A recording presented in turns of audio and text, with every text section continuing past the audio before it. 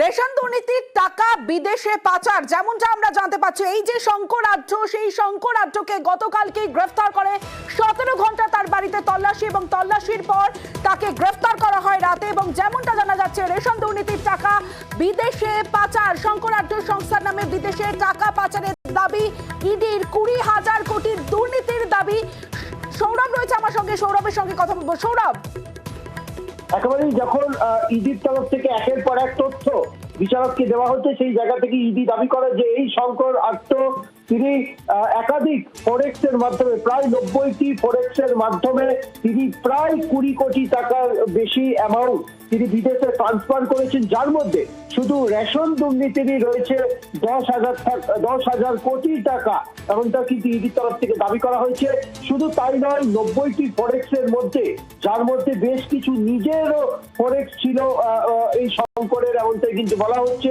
এবং শঙ্কর নয়, শঙ্করের বিভিন্ন ফ্যামিলি মেম্বার্সের নামেও কিন্তু একাধিক ফরেক্স খোলা হয়েছে, যার মাধ্যমে বাংলাদেশ, দুবাই, বাহরিন সহ বিদেশে একাধিক দেশে এই টাকা পাচার করা হতো।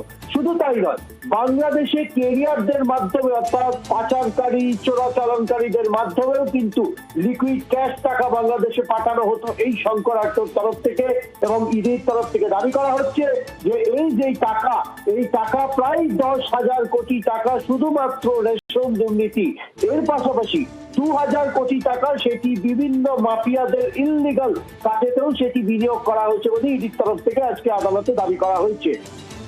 বেশ সৌরভ, আমরা গ্রাফিক্যালি দেখাচ্ছি আদালতে আজ ঠিক কি হয়েছিল। শঙ্কর আঢ্য রেশন দুর্নীতিতে ধৃত শুভেন্দু সাহা বিচারক এবং জাকির হোসেন শঙ্কর আঢ্যের আইনজীবী। অন্যদিকে ছিলেন Dheeraj Trivedi, deputy solicitor general.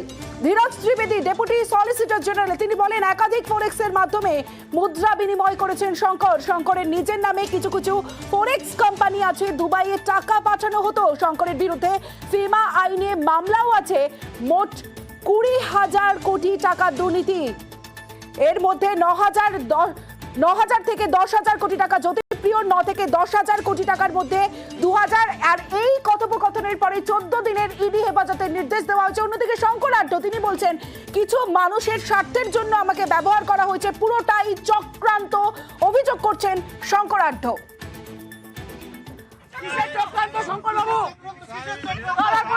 কিছু মানুষ আছে